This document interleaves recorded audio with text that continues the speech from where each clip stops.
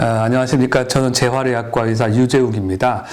환자를 보다 보면 발이 아파서 오시는 분들이 꽤 많아요. 이게 젊어서도 있지만 보통 이제 40살이 되면 발도 이제 늙거든요. 우리가 40살이 좀 넘어가면 눈이 늙어서 나이가 먹어서 노안이 오잖아요. 그래서 마찬가지로 발도 늙습니다. 그래서 이른바 노족이 오게 되는데, 이 노족이 오게 되면 어떤 현상이 일어나냐면, 이 발이 이렇게 섰을 때, 몸무게가 실렸을 때 이 아치가 버텨주질 못하고 안쪽으로 이렇게 주저앉는 현상이 일어나요. 그럼 보시면 이 발목도 막 움직이죠.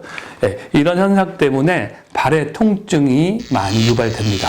그래서 오늘은 중년에 발생할 수 있는 발통증 베스트 3, 그 중에서 첫 번째 무지외반증에 대해서 말씀을 드리겠습니다.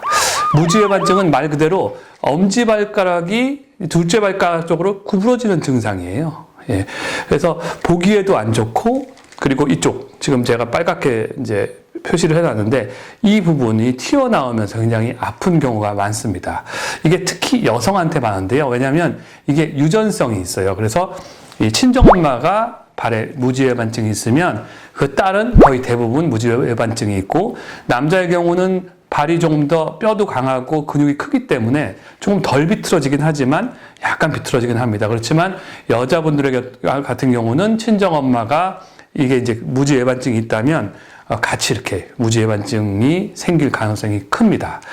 그런데 이 무지외반증이 생기는 이유가 있어요. 이게 발이 안쪽으로 이렇게 무너지기 때문에, 아까 말한 노족 때문에 이렇게 무너지기 때문에 발가락은 또 안쪽으로 돌아갈 수밖에 없는 겁니다. 그래서 우리가 이 무지외반증을 막기 위해서라도 이 무너진 이 첫 번째 발가락 뼈를 이렇게 잡아주면, 안쪽을 받쳐주면 이쪽으로 돌아가는 걸 어느 정도 막을 수가 있습니다. 그리고 이게 보통 각도를 잽니다. 이 각도, 돌아가는 각도를 재서 35도가 넘으면 더 이상 이제 통증이나 이런 것이 있어서 수술을 고려할 수도 있고요. 그 전에는 이제 보조기나 아니면은 이쪽이 발가락 사이에 끼는 어떤 보조 기구를 가지고 치료를 할 수가 있습니다.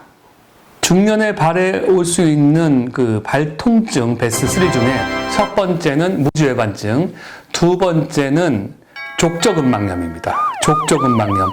여러분들 중에 족저근막염으로 고생하시는 분들 굉장히 많으실 거예요. 족저근막이 어디 있나 알려드릴게요. 이렇게 보시면 여기 이렇게 빨갛게 보이는 이 근육, 그래서 이 발 뒤꿈치 쪽에 붙잖아요. 이게 족저근막입니다.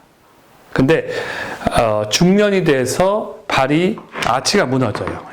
이렇게 족저근막이 있는데 아치가 이렇게 무너져요. 그러니까 길어지면서 여기에 이제 압력이 가해지고, 그러면서 이 붙는 자리, 이 발 뒤꿈치에 붙는 자리에 통증이 생깁니다. 제가 무너진 것을 한번 보여드릴게요. 이렇게 보시면 족저근막이 발뼈가 이렇게 내려앉으면서 눌린 게 보이시죠? 여기 보이면서 이 발 뒤꿈치 쪽으로 가는 요 붙는 자리, 이 부분에 통증이 생기게 됩니다. 이 족저근막염의 특징은요, 보통은 아침에 첫 발자국이 아프다고 그래요. 자다가 일어나 침대에서 딱 내려앉으면은 그때 굉장히 아픕니다. 이 발 뒤꿈치에 이 약간 안쪽이 굉장히 아프거든요. 그래서 잘 못 걷다가 시간이 지나서 좀 걷다 보면 또 걸을만 하고, 다음날 아침이 되면 또 아프고, 이런 게 이제 특징적인 이제 소견이 되겠고요.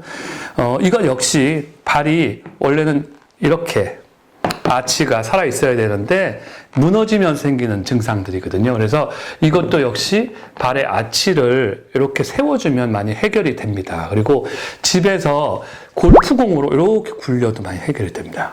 골프공을 발바닥에 앉아가지고 놓고서 앞뒤로 이렇게 굴려서 족저근막에 이 발가락 밑에부터 발 뒤꿈치까지를 골고루 마사지를 해주면 이 발 밑에 있는 근육의 기능이 좋아지거든요. 그러면서 족저근막염이 좋아지는 경우가 있고요.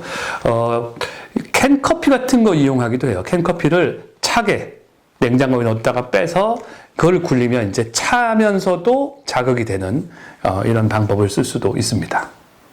40대 중년에 오는 발통증 베스트 3, 세 번째는 지간신경종입니다. 지간신경종은 좀 처음 들어보신 분들이 많을 거예요. 지간신경종은 이렇게 봤을 때 이 세 번째하고 네 번째 발가락 사이가 아픈 거예요. 여기가 아프거나 아니면 발바닥 밑에 이 부분이 아픈 거를 우리가 지간신경종 이렇게 부르는데, 신경종해서 어떤 신경에 종양이 있는가 이렇게 생각을 하고 무섭게 생각하지만 그런 건 아니고요. 이 발가락 뼈 사이에서 보시면은 이 발가락 뼈 사이에 신경이 지나가는데, 이게 좁아지면 그 사이에서 이렇게 마찰이 되면서 부어서 동그랗게 보이는 거를 우리가 지간신경종 이렇게 부릅니다.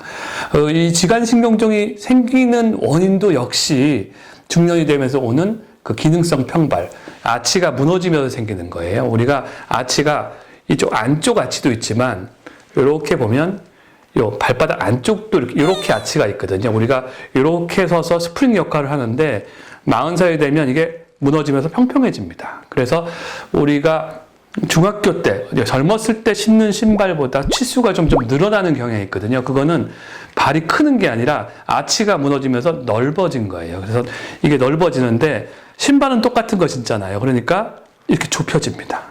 그래서 이 사이에 지나가는 신경을 눌러서 또는 마찰을 해서 발이 아프고 이 세 번째, 네 번째 발가락 사이가 아파서 걷기가 힘든 증상을 우리가 지간신경종이라고 하고요. 이런 경우도 이쪽 안쪽 내측 아치뿐만이 아니라 이걸 횡아치라고 하거든요. 여기 안쪽에 횡아치를 잡아주는 신발을, 보조기를 신으면은 이것이 넓어지면서 증상이 개선될 수가 있습니다. 근데 이것도 이제 간과하다가 너무 심해지면 주사를 쓰거나 아니면 수술하는 경우도 있으니까 그 전에, 발이 무너지기 전에 관리를 잘 하셔야 됩니다.